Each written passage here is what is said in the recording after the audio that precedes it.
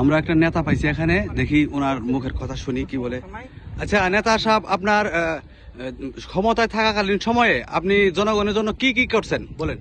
ও, আমি তো ছিলাম শাম্বু দলের নেতা, ঠিক আছে। হ্যাঁ, খুদে শাম্বু দলের নেতা।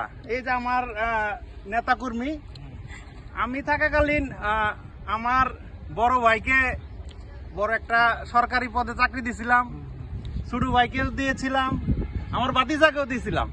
আচ্ছা হ্যাঁ, বলেন যে এখন তাহলে এই কাটছেন এটা। আচ্ছা ঠিক আছে, তাহলে এখন তাদের অবস্থাটা কি, আপনার সবার অবস্থাটা কি? ও, তাদের অবস্থান হচ্ছে একটাই জেলে আছে, আচ্ছা। বড়টাই, আর ছোটটাই হচ্ছে মতিঝিল ভিক্ষার থালি হাতে নিয়ে ভিক্ষা করতেছে। আচ্ছা আচ্ছা আর আচ্ছা, ভাতিজা যেটা, এটা পলাতক অবস্থায় আছে। দোয়া করুন ওদের আচ্ছা, জন্য, আচ্ছা। যেন ভালো থাকে। হ্যাঁ? ইনশাআল্লাহ ইনশাআল্লাহ, অবশ্যই আচ্ছা, দোয়া ঠিক আছে, করি। যান ভাই। চাকরি বাকরি তো হয় না। আচ্ছা আচ্ছা।